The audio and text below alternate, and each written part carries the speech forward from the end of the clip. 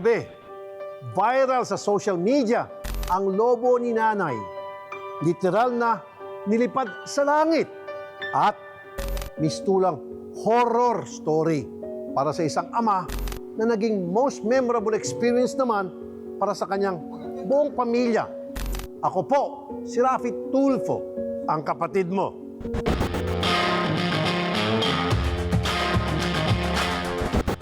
Sa katutubong awit na Ako Ay May Lobo, inihayag ang panghinayang sa pera na nasayang. Dahil ipinambili ng balloons na nilipad, ngunit pumutok lang. Pero siguradong mas nakakapanlubo kung ang mga lobong ito ang mismong pinagkukunan ng kabuhayan, gaya ng ginang sa kwentong ito.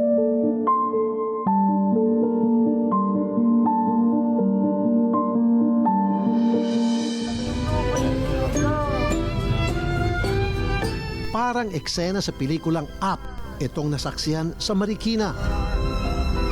Ang kumpol ng napakaraming mga lobo, nilipad at tuloy-tuloy na tinangay ng hangin, paakyat sa langit. Pero kung ang tema ng nasabing Disney movie ay pag-asa at pagtanggap, para sa 63 years old na si Nanay Jean, ito'y kababalaghan at hinagpis. Katalikod kong gano'n, asan na yung lobo? Nakita ko na nasa wire sa harapan ng Jollibee. Sabi ko, huwag ka munang gumalaw, hahanap ako ng panungkit. Sabi ko, ililigtas kita. Ang mga lobo kasing nilipad, mga paninda niya. Totoo pala yung mga bata, pag naliparan ng lobo, maiiyak ka. Napil ko yun, napil ko. Sabi ko, ay sayang. Ang dami nila. Sabi ko, ganito pala yung feeling ng bata. Yung nabili na ilang lobo, once na lumipad, umiiyak sila.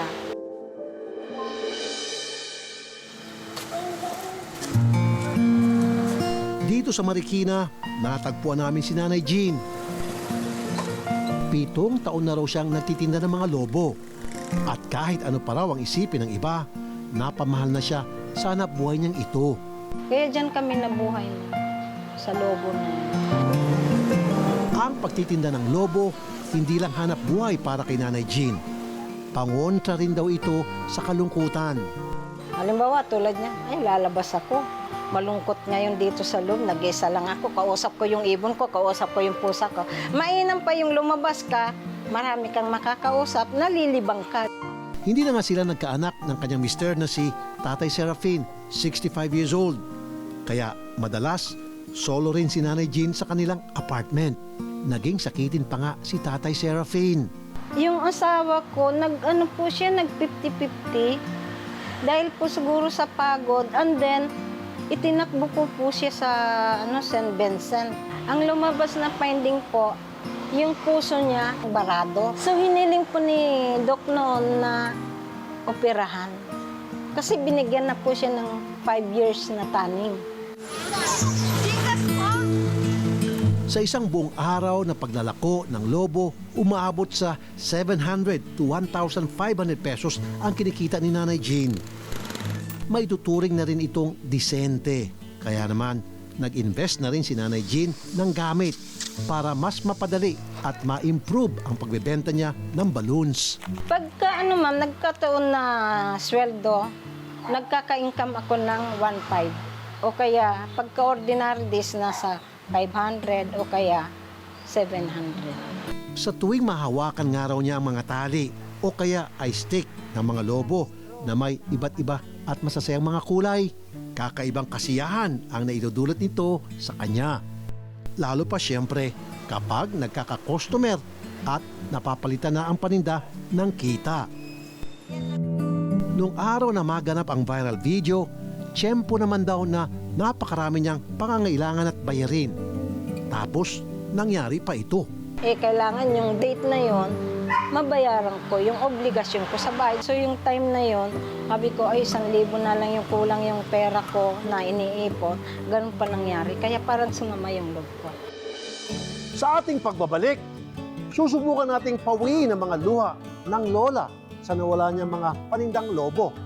Mamaya na yan.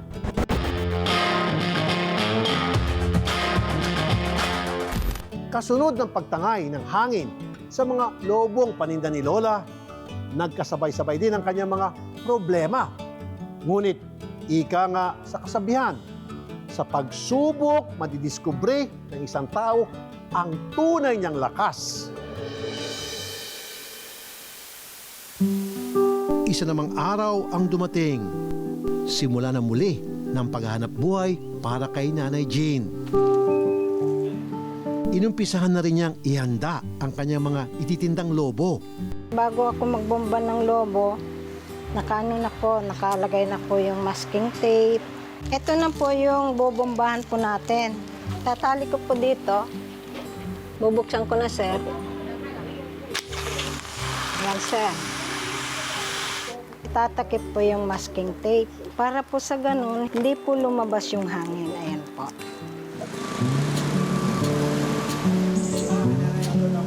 Sinamahan siya ng aming team sa karaniwan niyang pwesto.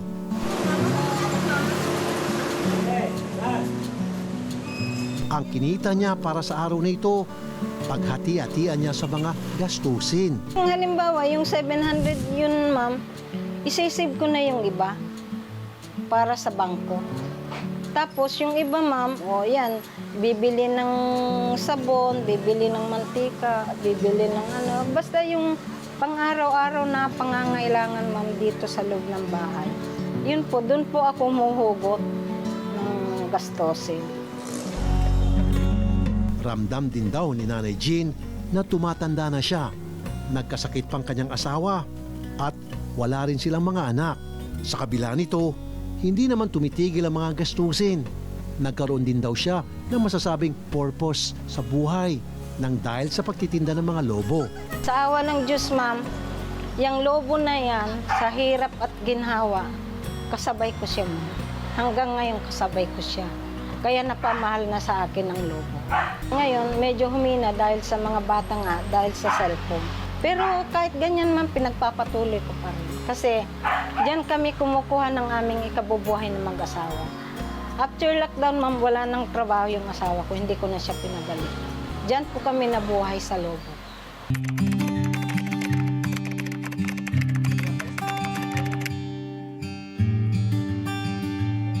Mas gugustuhin pa naman, ma'am, yung mga na lang dito sa loob.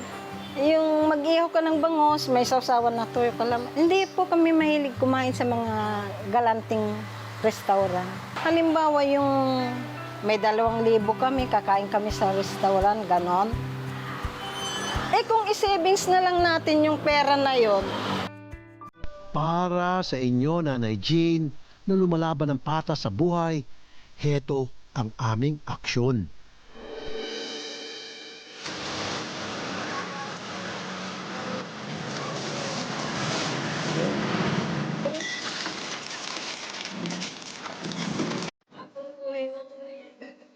Nay, bukod dyan kasi sa groceries, tsaka po kayong cash galing kay Senator Rafi. Sige po, tanggapin niyo po. Eh, Salamat. salamat po. Sobra-sobra na po ito. Yung tulong niyo, Sir Rapi. Sana tatagal pa po yung show niyo. The best. Wala po akong masabi ron. Sa totoo lang, kinasal po kami walang handa. Pero yung handa po kanina, daig pa yung kinasal na kami. Kulang na lang ng trahe de boda. Idol, maraming salamat po. Huwag po kayong magsawang tumulong sa mga mahihirap, sir, tulad namin. Na-action po kayo agad sa aming pangangailangan, sir. Marami pong salamat, sir. God bless po.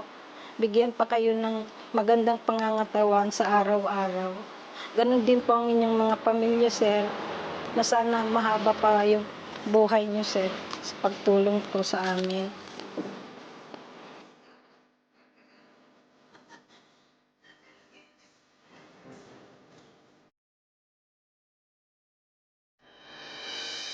Mamaya, tatay na may Parkinson's disease, nilabanan ng kanyang sakit.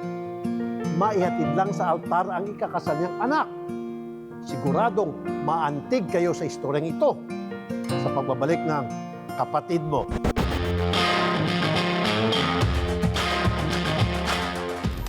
Ultimate dream ng kahit sinong dalaga ang maihatid sa altar ng kanyang mga magulang sa oras na siya'y ikasal.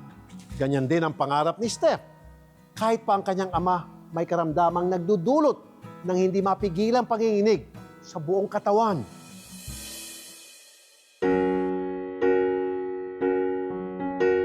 October 8, 2025. Biggest day sa pag-iibigan ni Rodel at Steph. Sa araw kasi na ito, ikakasal na sila. Sila yung magulang ko, kailangan, syempre po, dream ko po talaga.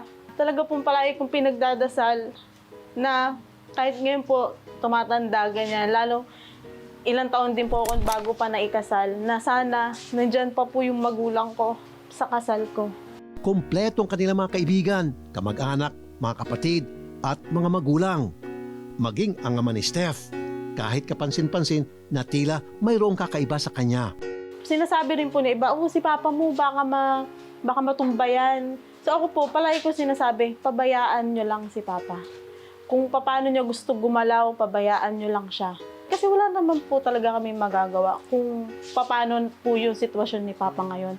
Kaya ayoko na lang po isipin din yung mga sasabihin ng iba kahit po nakikita nila si papa. Basta po ako, kung okay si papa, okay po ako. Hanggang sa nagmarcha na ang bride papuntang altar, sinalubong siya ng kanyang nanay Mary Jane at tatay Alan.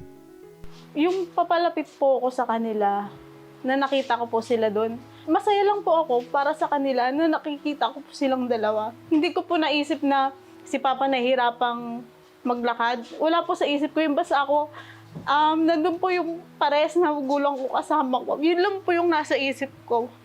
Kahit tumutumba-tumba po si Papa sa paglakad niya, wala po. Basta hawak ko lang po siya na tuloy-tuloy pa rin yung lakad namin. Si tatay Alan, panayang mahigpit na kapit sa likuran, na tila ba pinipigilan ng kanyang panginginig kahit siya ay hirap na hirap. Pagtungtong sa altar, si tatay Alan yumakap pa ng mahigpit sa kanyang manugang. Marami sa mga dumalo sa kasal, hindi na napigilan ang pagbuhos ng luha. Hindi naman ganito noon si tatay Alan. Mabait at mapagmahal ang paglalarawan sa kanya ng pamilya. Mahirap po talaga, lalo na po sa akin. Kasi una po akong anak, parang ako po talaga na-enjoy ko nung makalakasan po niya. Ayun po yung memory ko nung na naiisip ko hanggang ngayon. Na talagang alagang-alaga po kami, lalo na po ako, kasi ako po yung unang anak nila, lalo pa po babae. So lahat ng memory ko po sa kanya, nung kalakasan niya talagang masaya po. At kahit full-time noon na nagtatrabaho bilang action officer sa City Hall ng Maynila, sinisigurado niyang maayos ang bahay, pati ng kanyang mga anak at mga apo. Okay po si Papa, nagtatrabaho, pinibigay niya po lahat ng kailangan namin sa bahay, kumpleto po kami sa lahat ng gamit namin sa school, lahat po ng mga project namin sa school, kaya na tutugunan po lahat ni Papa. Mabuting Papa po yan para sa amin. Sa lahat ng mga ginagawa niya dati para sa amin, kahit ngayon po na may mga anak na ako, palagi kong kinukwento po sa kanila na ganito si daddy nyo. Nung bata kami, para kaming may grocery store sa bahay.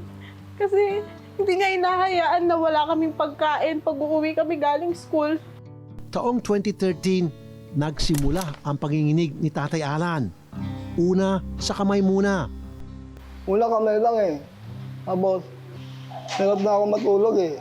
Lagi na akong hirap maglakad, at hirap magsalita. Kala ko nga na-stroke ako eh. Habang tumatagal, naapektuhan ang lakad niya. Nagulat. Ano na yung sinabi, walang gamot yung sakit ko. Ang habang buhay na to, hindi ako makapaniwala. Doon na nagsimula, na-depress ako. Nang magpatingin sa doktor, si Tatay Alan, kumpirmado, nasa early onset na siya ng Parkinson's disease. Isa itong karamdamang nakakaapekto sa central nervous system ng tao. Nawawala ng function at namamatay ang nerve cells sa utak. Kaya nawawalan din ng kontrol ang pasyente sa kanyang kilos at koordinasyon. At madalas, unti-unti itong lumalala sa paglipas ng panahon. Paano na sila? Masakit. Hindi ka na makatulong sa kanila eh. Nag-aaral pa na si Charles. Pumapasok siya, Manila ang dala. Nagtrabaho rin siya para sa pag-aaral niya. Ngayon, mahigit isang dekada na mula na magpakita ang Parkinson's ni Tatay Alan. Halos hindi na nga siya makakilos nang hindi inaalalayan o walang tinatamaan. Pero sa araw ng kasal ni Steph, nagsilbing paalaala ang kasalukuyang estado ng kanyang ama sa laki ng pagmamahal nito sa buo nilang pamilya. Masaya ako. Dahil, alam ko, hindi ka pa mabayaan ng pwede. Kasi, ikaw na mahala sa alam ko. Alam ko mahal na mahamig ka. Ang special moment na ito para kay Tatay Alan at kanyang pamilya, mas pasasayain pa natin sa pagbabalik ng kapatid mo.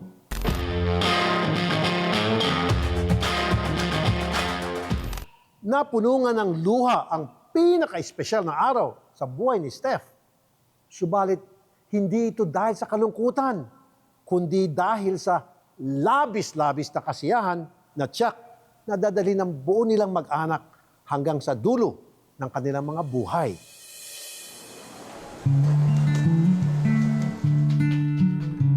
Binisita namin si Tatay Alan sa kanilang tahanan. Heto raw ang daily routine niya. Pagka umaga po, pagising, papakainin siya. Ganun po. Tapos, gamot. Kumisa siya na lang din lang nag-aano ng gamot. May inom. Malayo raw ito sa kanyang nakasanayan, maging ng kanyang asawa at mga anak, mahigit 1 dekada nang nakakaraan. Ngunit, para sa kanila, no looking back na. Siyempre po, masakit sa amin na gano'n yung nararamdaman niya. Tapos hindi namin siya matulungan. Ano na lang, yung co-comfort na lang. Para lumakas yung loob niya, para hindi niya masyadong maramdaman yung sakit niya. Si Papa po talaga, siya po talaga yung hero ko. Siya po talaga yung tinitignan ko. Hindi naman po siya perfectong Papa. Meron din po kami mga pinagdaanan. Silang dalawa ni Mama. Pero sa totoo lang po, kahit anong nangyari dati, ang naiisip ko lang, natitira lang po sa akin kung gaano siya kabuti sa akin bilang tatay. Nung araw na nga ng kasal ng kanyang anak, maging ang mga naimbitahang dumalo, walang duda na maraming maantig sa kanilang kwento. Pagpunta pa lang niya sa stage, talagang umiyak na po talaga ako. Kasi alam ko po sa parents ko na ayun talaga yung hinihintay nila para sa akin. Na talagang matagal na po talaga na sa dami nang nangyari sa buhay ko. Alam ko, yun yung tahimik lang sila, pero alam ko yun yung pangarap po talaga nila sa akin. Ayun po, talagang masaya lang din po talaga na talagang iba po yung feeling na nandun po silang dalawa at natupad po yung pangarap na yun para sa aming lahat po. Subalit, bago pa lang araw na ito, muntik pang mag-back out si Tatay Alan. Iniiwasan ko mapahiya sila eh. Alam ko kung mangyayari sa akin eh. Nagtitinginan nga ako sa simbahan eh. Ayaw ko, mapapahiya sila dahil sa akin. Kaso, hindi ko kaya, hindi kontrol eh. Tatay ako eh. Minsan lang mangyayari yun eh. Alam mo gusto niya yun. Tiwala naman ako sa asawa niya, napakabait. Kahit nahihirapan ako, sumama ako. Hindi na nga bago kay Tatay Alan ang mabuli nang dahil sa kanyang sitwasyon. Pero sa pinakamalaking araw ng kanyang anak na si Stephanie, ginawa niyang lahat para matupad ang pangarap nitong ihatid siya sa altar. Kahit nahihirapan ako, nasalita ako. Para maibigay ko kay Esty kung ano ko siya kamahal. At lumul lang, napakita ko ang pumamahal ko sa kanila. Wala akong naibigay sa kanila. Nakakala ng kutsara sa akin yan. Nalabas ako ng bahay. Nagtitinginan ako. Wala sa akin yan. Masaya ako. Ano na lahat ng anak ko na magandang kalagayan na. At etong speech ni Tatay, ang pinakaumantig sa damdamin ng marami, maging ng mga netizen. Masaya ako.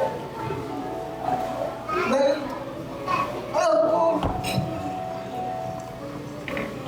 hindi ka pa mabayaan ng pwede. Kasi, ikaw na mahala sa anak ko. Alam ko mahal na mahamig ka.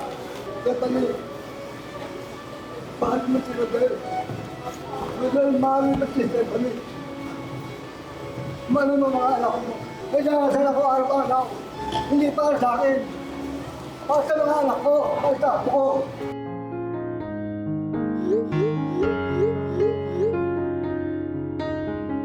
Batid namin na kailangan pa ni Tatay Alan ang mas mabusising atensyon sa kanyang kalusugan. Kaya naman, heto ang aming aksyon. So ang Parkinson's disease, isa sa mga sakit na komplikado. Ito ay sakit sa utak na naapektuhan ng paggalaw.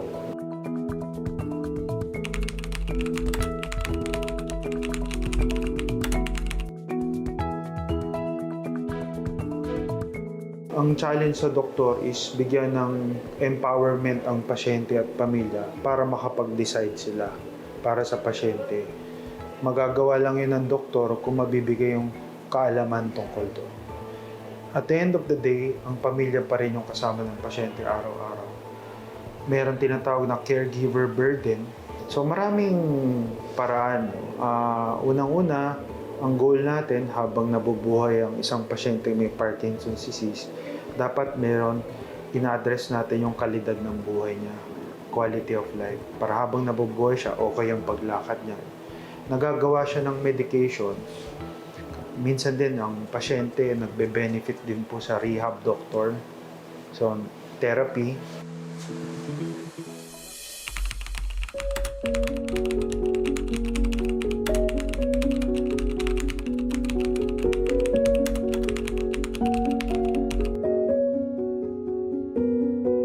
Tatay, Nay, Steph, ito po padala po ni Senator Raffy. Siguro po 1 to 2 months worth po ng groceries para po sa inyo. Maraming salamat. Thank you po. Sige po. Bukod po din sa groceries type, may pinadala rin po si Senator Raffy sa cash assistance po para Maraming salamat. Sobrang po. Thank you po, sobra. Inabutin ako. Maraming pinakamadaming salamat. At sana pagbabayan kayo ng Panginoon. At bigyan pa kayo ng mahabang buhay para marami pa kayo matutulungan tulad namin. Maraming salamat po. Kaya ito, idol ko, si Rafi. Maraming salamat po, Senator Rafi. Sana po marami pa po kayong matulungan. ito po. Hindi ko nakalimutan ni Sir Raffy. Ay, wow! Wedding gift. Wow, thank you. Ay, grabe, nag-abala pa po kayo. Thank you po, Senator Raffy. And sobrang saya ko po kasi napasaya niyo po yung parents ko, lalo na po yung papa ko. Malaking tulong po sa amin na yung pagtulong niyo po na makahanap ng doktor na para po mapacheck up po siya. Yun po talaga yung pinaka-importante sa amin. Bonus na lang po itong lahat na ito, pero yun po talaga yung nabigay niyo po sa amin, yung pinakakailangan po ni Papa. Sobrang thank you po para sa lahat. Sana sa mga kwentong aming ipinalabas ngayong gabi, mas tumibay pa ang inyong paniniwala na lahat ng kalungkutan ay isa lamang sa paghahanda sa tunay na kaligayahan. Hanggang sa susunod na linggo, ako po si Raffy Tulfo, ang kapatid mo.